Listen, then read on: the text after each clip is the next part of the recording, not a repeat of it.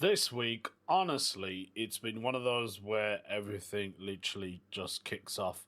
I'll talk about some recent gigs from being completely starstruck 1 minute to full on chaos on the next one. There's a no stupid questions that got me thinking about celebrity plastic surgery and whether money really does buy you better results. Clearly doesn't. We've got an Am I the A-hole story that is just, I don't even know how to describe it, pure madness. British problems, as always, it's all to do with queues. I also get into a random fact about Barbie and toy cars, plus a bit of local history about a hotel near me.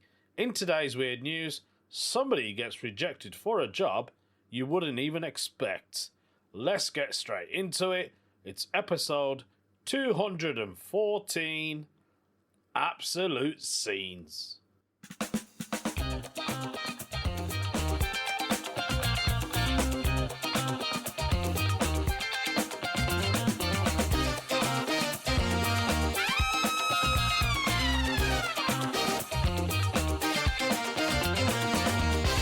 Hello, everybody. I have had the craziest week of gigs. You're not going to believe what happened at both of my nights, but I will tell you about that shortly. There is, word of warning, background noise of drilling. Yes, the neighbours are back. They weren't here yesterday, which is strange, but they're back today doing what they usually do. I think they do it on purpose sometimes. I think they just go, oh, shall we just do some drilling? Because isn't this the time that Lovdev records his podcast?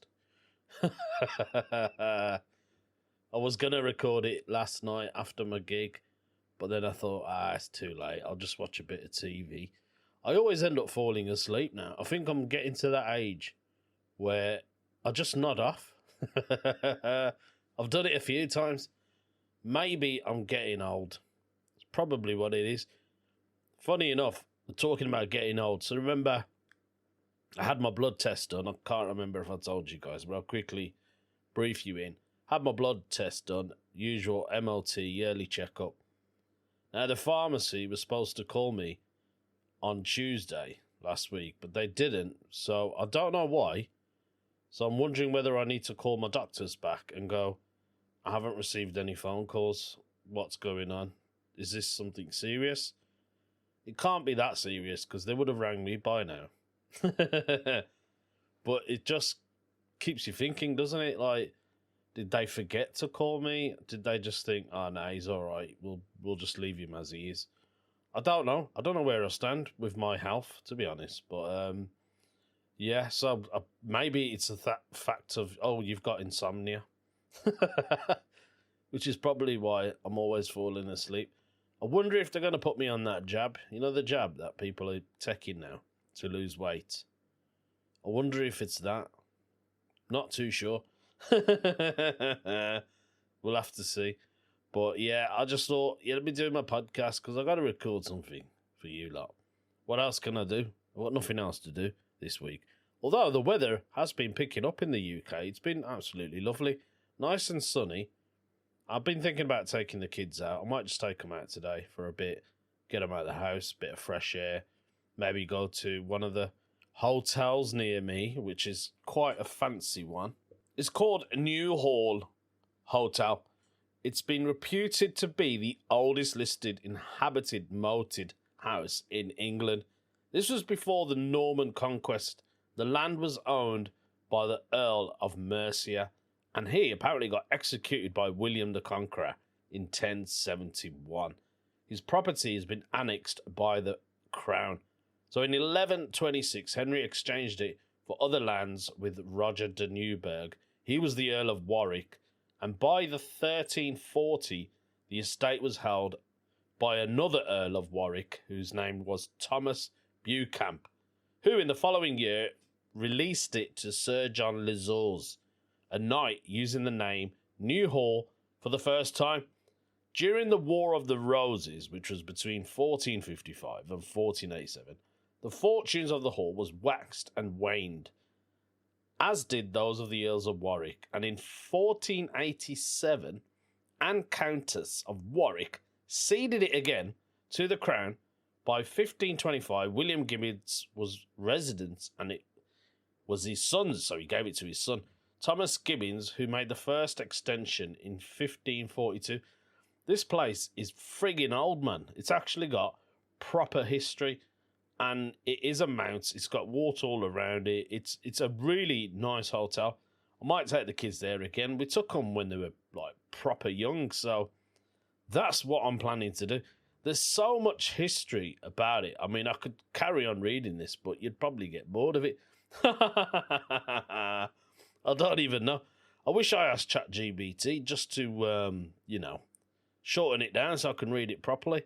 The Great Hall and the dining room are Anglo-Saxon origin. That's mental. The walls of the Great Hall are lined with oak panelling of the late 16th century. Fine mullioned windows contain medallions of Flemish glass of excellent 16th century workmanship.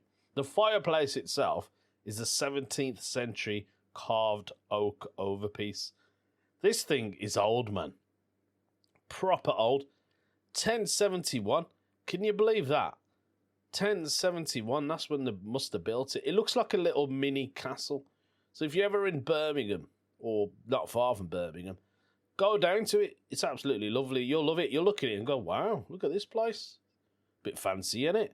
I bet it's not cheap either. I mean, you can stay the night. It's a luxury hotel. They do spas and spa breaks. Maybe I should do that, innit? Treat myself. Talking about treat myself, I wanted to tell you guys an actual fact. What the... Yeah, you know what I was going to do there. Had to look for a sound effect for it. Yeah, what the... You're not going to believe this, but did you guys know the creators of Barbie and Hot Wheels were actually married? I didn't know that. Did you know that? Probably did, but yeah, I didn't. Ruth Handler, who created Barbie in 1959, was married to Elliot Handler, who helped create Hot Wheels, and that was launched in 1968. They were a husband and wife team who co-founded the toy company Mattel together. In fact, Elliot Handler worked alongside Ruth on many of Mattel's biggest products, and together they were both behind Barbie and Hot Wheels, becoming obviously a very massive global brand. So it's not just a coincidence. Two of the most famous toys ever actually came from the same married couple. So in 1945, they started a small business with Harold, whose name was Matt, which became Mattel. The name Mattel was Matt for Matson, and then L for Elliot. Amazing. They began by making picture frames by used the leftover wood to make a dollhouse furniture. The furniture outsold the frames. Classical accidental pivot. Barbie was actually inspired by Ruth's daughter. Ruth noticed her daughter Barbara playing with paper dolls as adults, not babies. At the time, most dolls were babies, not inspirational adults. So while travelling in Europe, Ruth found a German doll called Bill Lilly. She thought, let's make a more wholesome version. So Barbie was actually named after her daughter Barbara, and Ken was named after their son Kenneth. Didn't know that. Elliot Handler was obsessed with cars, her husband. He thought existing toy cars like Matchbox were just too slow and boring, so he helped create Hot Wheels in 1968. Faster wheels, literally engineered to race, bright custom designs inspired by real hot rods, and the iconic orange track. But did you know Barbie wasn't actually an instant hit? Because when she was launched, some parents thought she was too grown up or unrealistic. Early sales of the Barbie doll were a little bit shaky, but kids absolutely loved her, and that's what mattered. So within a few years, Barbie became a global phenomena. Today, over 1 billion Barbie dolls have been sold. Can you believe that? I used to have a joke about the Barbie doll. What was it now? It was, I can't believe Barbie doll. is 50 years old. It's amazing what plastic surgery can do to you. Something like that. I don't do it anymore, but yeah, that's crazy. Do you know what the craziest thing though is? A Barbie doll was sold at a supermarket in America called Cargo Largo. It recovered that it was contained with fentanyl. Barbie doll has changed. So people are buying these dolls and it contained fentanyl on it. That's mental. A customer brought the packaging back and there was powder between the tape and the packaging. Police could tell the package had been tampered with and recognised the substance as fentanyl. After the powder was tested positive for it, the police contacted the Drug Endorsement Unit, the DIU, whatever they call it in the US. Jade Adams, this is somebody who purchased one of the dolls, was shocked. When my husband opened it with a knife, it was like poof in the car. Adams said, describing the substance, we were like, what is that? Adam's mom knew something had to be done to ensure others' safety after discovering the dangerous drug attached to the doll. So was it like around her waist? That's brilliant. She went back to this shop called Cargo Largo and was like, you need to get these Barbies. You need to get all of them. So they filled up the whole car with the Barbies. They took it to security and were like, you need to check your Barbies. They could have dust all over themselves, their house, wherever they opened it. Can you imagine that? A load of kids just open up this Barbie doll and they're all just high as a kite. Like, it's not just me, it's really just the kids for me. That's my baby, said this woman. I don't know why I'm laughing, but I wonder if there was a drug cartel out there. They should call it Cartel Lartel, innit? or Cartel Largo, something like that. They should change the name. I had a quick look on their website, so it's like it's like in the UK. It's a bit like, you know, the Range. It's like that. Or Home Bargains. It's one of them. Oh, mate, imagine that. I wonder how much they discovered. They could have sold that. I bet the drug was worth more than the actual Barbie doll. That's mental. There we have it. That was your What the... I love that. Absolutely love that. So, yeah, I've actually had my own What the... the other day at the gig. So I did a gig on, it was a Wednesday, it was an open mic night in Derby. That was pretty good fun. I was on first. I asked James, who runs it, if I could get on early. Because I believe there's an A road, the A38, which links with North Birmingham-ish, straight into Derby. But that also joins the M1 if you carry on up on there. But they are like building the HS2 bullet train. It's just before Burton. I can't remember the exact area, but if you're a driver, you know exactly what I'm talking about. Now, I saw a thing on an article. It was on. I think it was like a local news thing, and they were saying that they were going to block off both lanes after 9 o'clock in the night. And I thought, oh, I don't want to miss that, because if I end up having to go on the motorway, it's going to take me an extra 20 to 25 minutes on top of my journey, plus the mileage, and I don't want to. Don't get me started about the price of fuel at the moment. It is insane. I don't know how people are surviving at the moment, but even as a comic, it's costing us a fair bit. So I thought, I don't want to do that. I want to do my stuff and shoot straight back home. Plus, I had an early start at work, which was another reason. But that was a good night. That was very, very enjoyable. There was a guy in the audience, and he was... He said he owned an Indian restaurant, but it was like a pub. So like a pub that does mixed grills and stuff like that. Most of the audience have never heard of it. And I was like, do you know how popular that is in the Midlands, in Birmingham and like the Black Countryside? I said it's well popular. Even in Coventry, that's where everyone goes now. And they were like, never heard of it. Never. I said, you need to go to this guy's pub. So he got a little bit of advertising for free on that night.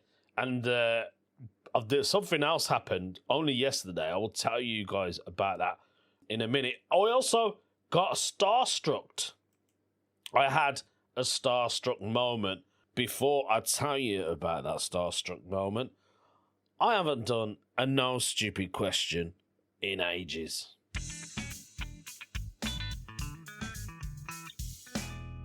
Yes, let's do a no stupid question. We haven't done one of those in ages. Absolutely ages. It's been posted by somebody called Barrust. He said, if celebrities have so much money and access to the world's best doctors, why does their plastic surgery look so terrible? Which, funny enough, I should have done my Barbie joke now, innit? Can't believe the Barbie doll is 50 years old. Plastic surgery is amazing. There we go. Drop that joke in again, just for you lot. Yeah, it's right in a way, Bar Rust. Why have celebrities got so much money? They can't afford plastics. Well, they can afford it. But I'll tell you what the reason probably is. Maybe it just depends on the person and how that plastic surgery responds to their skin. Or is it they've got so much money, they still go to the cheapest surgeon that they can find? Would I have plastic surgery? Probably not, mate. I mean, I was even thinking about getting an hair transplant, and even then I'm like, what's the point? What is the point? Just get on with it. Just shave your head if you have to. Live with it. You're going old. Let everyone see that. But celebrities do have access. They do. They have access to the best doctors. Of course they do. But maybe, maybe they're just inexperienced surgeons. Like, I know a lot of Bollywood actors are getting plastic surgery. I was talking about that with my missus the other day, and I said, so-and-so, who's an actor, he's been going for years. He hasn't changed a bit. I said to my missus, he hasn't changed at all, man. Although he actually looks really, really good. And she went, he's had a bit of plastic surgery done.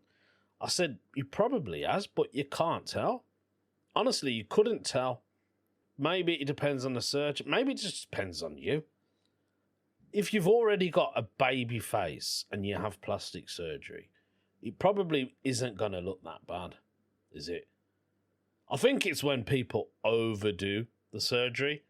I've seen TikTokers doing it now. This woman had a nose job done, and I looked at her. And I'm thinking, why? Why did you do that? Because honestly, there was nothing wrong with the nose that you had.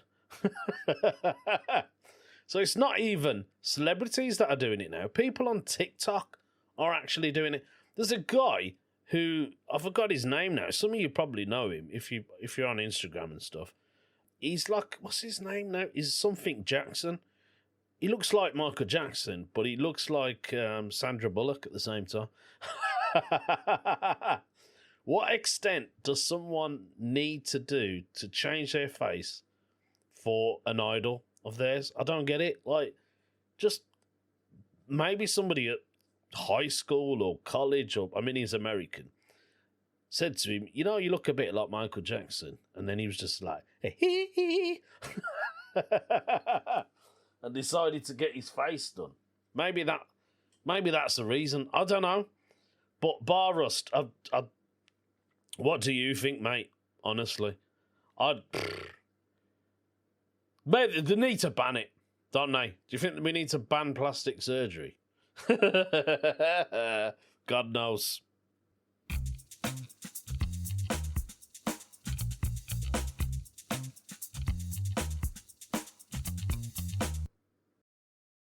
I was going to tell you about the time I had a starstruck moment. It was at a gig I was doing in Sheffield for Toby Foster at the Last Laugh Comedy Club. Now, this is a weekend proper comedy club where you get all sorts in, stag do's, hen nights, parties.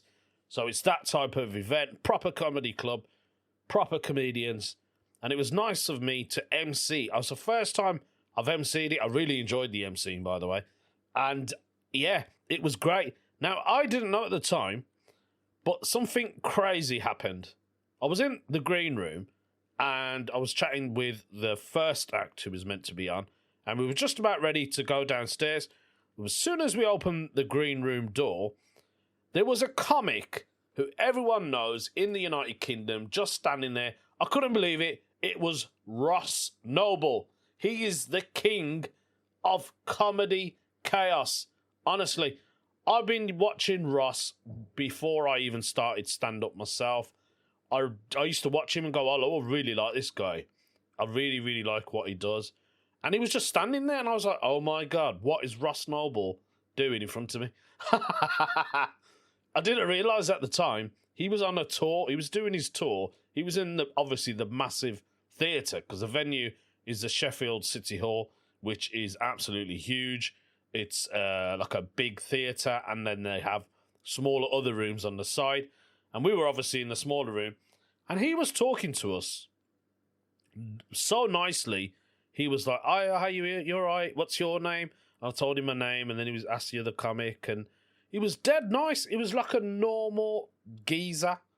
Like, he was so lovely, really, really nice guy, you know, and he was saying, oh, good luck, you know, and stuff like that to us. And I'm like, oh, mate, I was like my mouth was open because it was Ross Noble. I couldn't believe it. I mean, he's one of the most unique stand-up comedians in the UK, and he's one of the hardest to describe because his comedy barely follows any rules. So if you've never heard of him, imagine seeing it starts with a simple premise and then it goes off on a tangent and then another tangent. Do you know what? I do that. That's what I do. But then somehow it all loops back 20 minutes afterwards. A lot of his stuff is improvised on the spot. And I think if you can do that as a comedian, that's absolute genius. It literally is. He's originally from Newcastle. For some reason, I thought he was from Sheffield, but he's not. He grew up in Australia for a bit, and then he came back to the UK. So he's well known in both in the UK and Australia. I think he's massive in Australia, and obviously he's big here as well. So a lot of his tours is either here or in Oz, and it was great, man. I was like, oh, I would love to open for this guy. I would love to. He got his first big breakthrough in the late 90s. He was nominated multiple times for the Perrier Award, not the Edinburgh Comedy Award. He became as known as the must-see act. He's been on TV. Have I Got News for You? QI, 8 out of 10 cats. But I'm not sure whether that worked for him because he's so visual and he's like up and down on the stage. I don't know if telly does that for him. Sometimes you're not meant for telly. Here's a little fun fact though before I end on Ross Noble. He once said he doesn't really write any jokes like in a traditional way. He just builds a mental pathway so he can wander freely and somehow he finds his way back. That is genius in my opinion. If you can just like think on the spot but somehow it comes back to some of your other material, that is gold. That actually happened to me last night.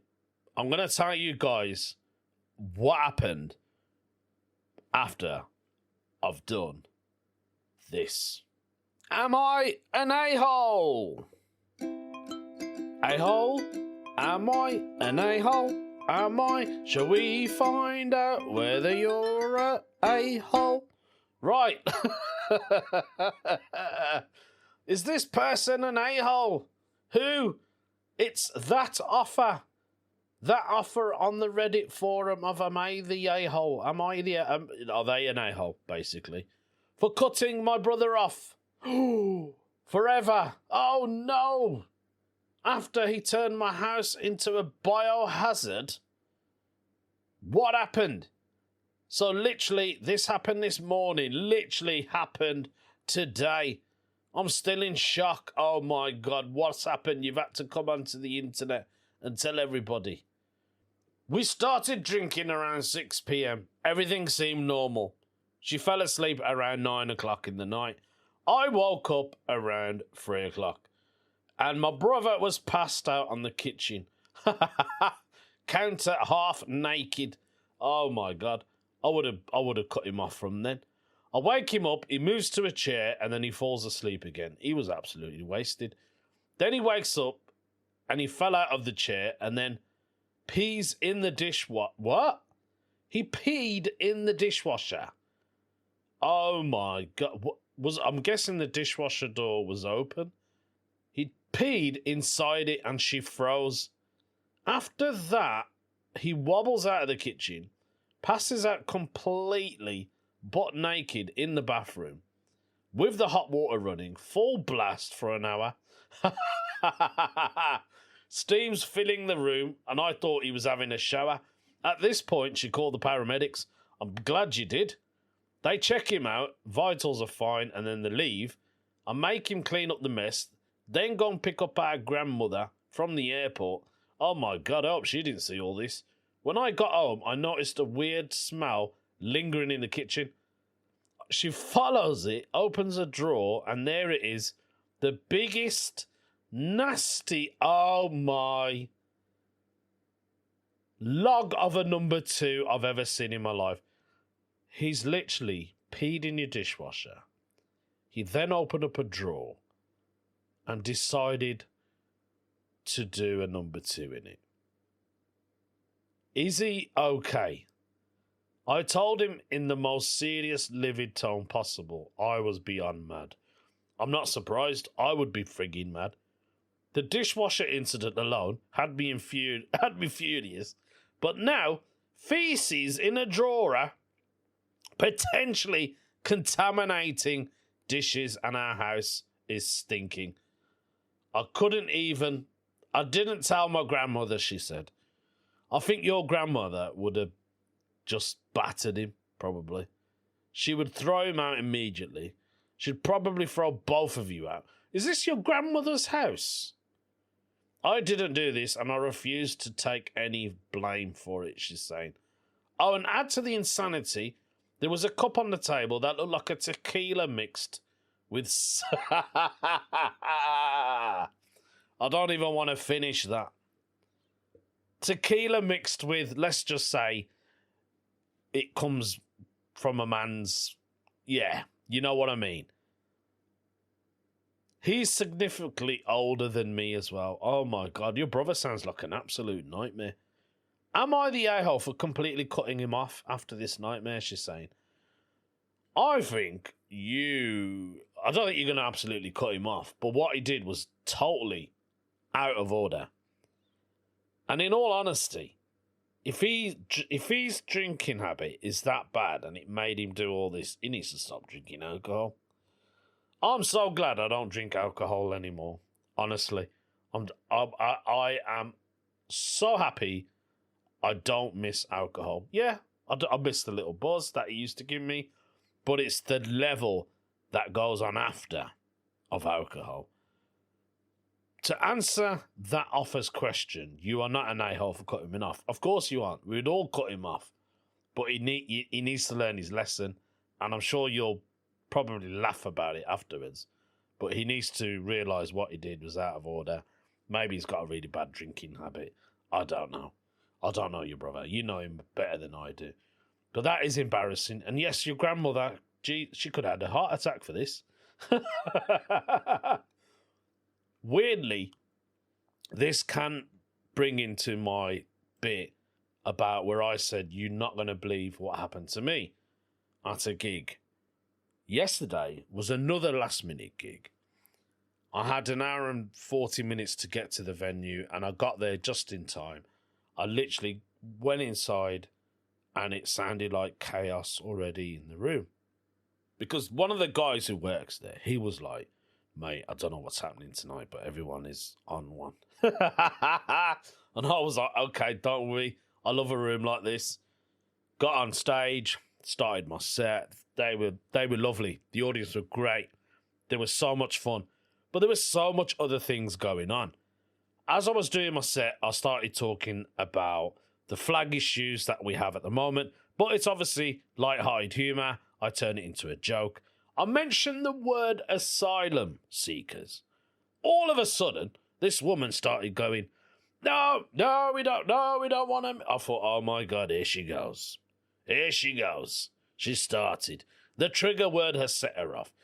She was absolutely off her face. She was so drunk, she came onto the stage to tell me her opinion. But she couldn't get any proper words out of her mouth because she was hammered. I was looking at her going, are you all right, Bab? You okay?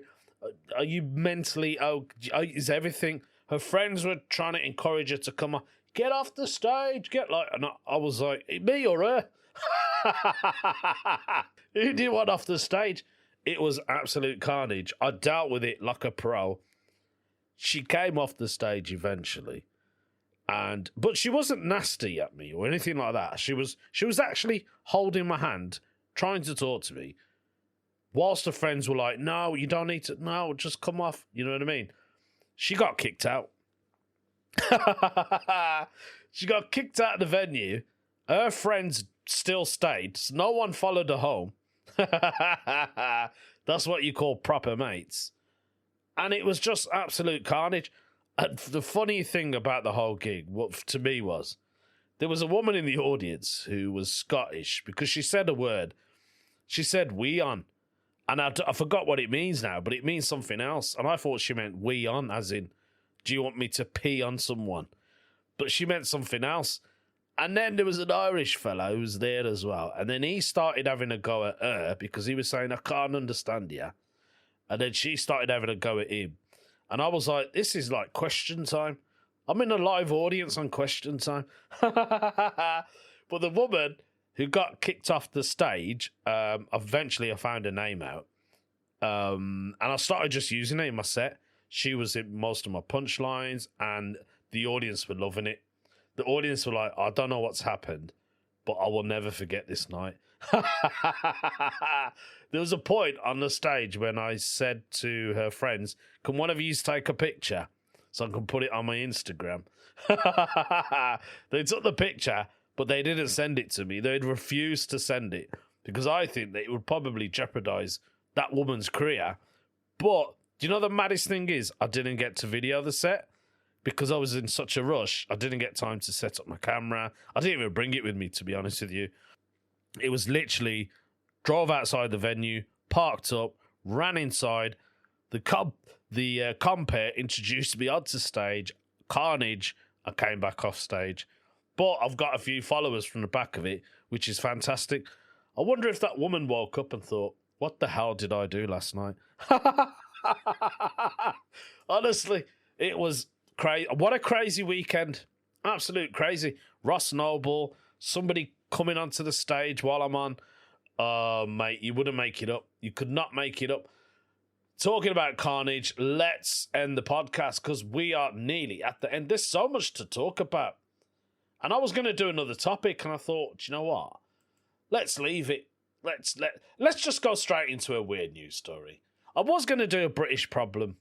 And you know, guys, I love a British problem. But I think we'll just call it a night and do... And should we... Okay, all right then. Just for you lot, we'll do a British problem. Yes! You guys thought I was the only one that had British problems at comedy clubs with British people who want to join the stage for some reason and share their views in life. Oh my God, I don't even know where to go. But let's see where this one takes us. It is by somebody called Bandicoot Objective, who has posted this, obviously, on Reddit's British Problems. What is the problem they have? The ice cream queue at the interval is too long. Someone is complaining about queues. This is us. This is what we do. We hate a queue. But why? What is it? Where was it, first of all? Bandicoot is saying, I went with my partner to a classical concert today. Oh, yeah. But I'm sure it applies to musicals, comedians. Oh, yeah. Pantos, etc. That an ice cream at the interval is practically mandatory. Now, I've never seen an ice cream van. I'll call it an ice cream van or a stall at a concert or even at a comedy night. So this might be something new. Maybe because the weather's picking up, obviously, as I said earlier on in my podcast, the weather is lovely now. Ice cream vans are out, aren't they? They're like, yeah, man, we can make money now. Bandicoot says the ice cream store had moved locations to where it was before the concert started. By the time I located it, there was a rather long queue, but it was potentially possible to get an ice cream by the start of the second half. However, I had not located it at the end of the queue, merely the midpoint, as it warped around the pillar. He must have thought, the queue's not that bad. And then he walked up to join the end of it and then realised it was round the frigging bend. He said it continued for the same distance on the other side. That's amazing. At this point, the quest for a small tub of ice cream with a spoon in the lid had to be given up. And he had to settle for a glass of wine instead. Oh, that's brilliant. I love that. That's mad, isn't it? You know when you think, it's only small. I can do this. I can grab an ice cream. You turn around the corner, you think, oh, Jesus Christ. Oh, that's brilliant. So what are you trying to say is that we just need to we just need to stop having ice creams. Just don't bother with them. Because every British person loves an ice cream, innit? I do. You're probably better off just bringing your own, innit? Bring a tub of ice cream. Bring your own little spoons. You know those little plastic spoons we have? You can just do that. Just do that, mate. I bloody love this podcast. I hope you guys are enjoying it. Let's end it. Come on, let's just finish it. What with, Lovdev? A weird news story. Here we have it. This one is from the United Kingdom, believe it or not. A woman was not shortlisted for a job as her car is too old. Really? Her car's too old. What was it? Was she trying to do a taxi or something? Who knows? It could be anything. Maybe she wanted to be an Uber driver or Just Eat, the food thing. Deliveroo, whatever you call them. She's 18-year-old. Happy birthday. She was left frustrated after being told she could not be shortlisted for a trainee role at an estate agency because her car was too old. Now, that's a lie. I reckon they must have just thought, your car's crap. You are representing us as a company. You're pulling up on this little Citroen. It's a little Citroen she's got, I think it is. If you saw the car, you'd go, is this house even worth seeing? She's trying to flog me a house. But look at the state of her car. She's been judged, I think, more than anything. Alana Thompson French is her name. Oh, what a name. From Burton. Oh, she's from Burton in Nottingham. She said she applied for a job as a trainee lettings negotiator at Hart in Notts in December 2025. She said she was told her application could not be progressed as her vehicle, which is a 2014 plate, Citroen C1, and it was not under 10 years old. In a statement, Hart said it's extremely important that people who work for us use reliable vehicles for their own personal safety. So it was all about safety more than anything, particularly where they travel many miles each day and often work alone. Now, she is 18, so she's very young. She's obviously a new driver. And the price of cars are expensive in the UK. How can you afford a brand new car and pay for the car insurance? Because in all honesty, I think car insurance in the United Kingdom is an absolute fraud. Maybe she needs the job so she can buy a nice car. But they said, no, your car's not safe. She currently works full-time in a coffee shop, but said she was keen to build a career on the property sector. She said she had to declare the age of her car on an online application for the role at Hart. As a question asked, is your car under 10 years old? And she said no. It is way over 10 years old. In an email seen by the BBC, the estate agency said it had considered application, thanked her for her interest in working for the company, but told her she has not been shortlisted for an interview because the requirement is to have an access to a vehicle which is under 10 years old. So even I wouldn't have got that job. AITAH said it's just a bit of a kick in the teeth, because obviously when you're applying for a job, you're applying for loads and loads of different kind of work. To get an email back saying that, I don't understand it. It doesn't seem fair, because how I meant to afford a bigger and better car, and how am I meant to get insured on a bigger and better car? That's what I literally just said. How are you meant to buy a newer car and pay for insurance for a better model? She's a young girl. 18 is young. 18 is the legal age you can start driving in the UK. Those of you who are not from around here.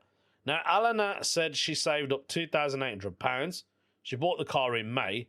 It had one previous owner and less than 40 on the clock, which is pretty decent. It's not bad. She said she had not had any mechanical problems with it. Jenny French, which is her mother, said the labour market is really tough for young people. You're right, Jenny. I think the more they are disadvantaged in terms of policies, that starts limiting their ability to show what they've got, like skills and knowledge, and to do other things, which makes it even harder and harder. And if you don't have that door open, early days for you, it's just a legacy you're going to go through in life. In a statement, now this state agency said, evidence from motoring organisations show the likelihood of a mechanical problem increases as a vehicle gets older. Yes, it does, but if you maintain it like I do, you won't have any problems. I've had a couple of problems on my car, but that's wear and tear. Do you know what I mean? It's going to happen. The car's over 10 years old. My car has done over 190,000 miles, and it is still going strong, my car is. If you don't maintain it, you don't look after it, then, and if you get breakdown cover, that's even better. Maybe they're just worried that you won't get to see a client at a certain address, and if you're stranded, you've wasted their time. That's probably what it is. For that reason, they're saying, and in line with many organisations that require staff to use their own cars for work purposes, our policy is that vehicles should normally be under 10 years old. Now, Danielle Parsons' employment partner, Erwin Mitchell, said Hart's car policy has raised a lot of questions for those wanting to enter into the workforce. I'm concerned that this policy may disproportionately exclude younger, less affluent applications from applying for a job, particularly as this is an entry-level position and job vacancies are currently few and they are far in between. The response from Hart doesn't point to any alternative to sort this blanket ban. AITAH said she still wanted to get into the property sector and was still applying and searching for jobs every day. Good on her. Good on you. Stand your ground. You'll get there eventually, AITAH. Nice name, ain't it, AITAH? Yeah, I hope she does get it. And there you go. An estate agent wouldn't employ somebody because their car was too old. That just sounds like another British problem to me. Guys, talking about British problems and every other problem we have in life and the world, I've gone way over the time that I usually do. This is crazy. I've never gone this long on an episode. But you know what? I've enjoyed it, and I hope you lot have too as well. Keep listening. Keep reviewing it if you want. Tell your friends, tell your family. I don't care. Just tell somebody out there. Let's get this podcast in the top billion #1 charts. Take care of yourselves. I hope you have a great week. Bye-bye.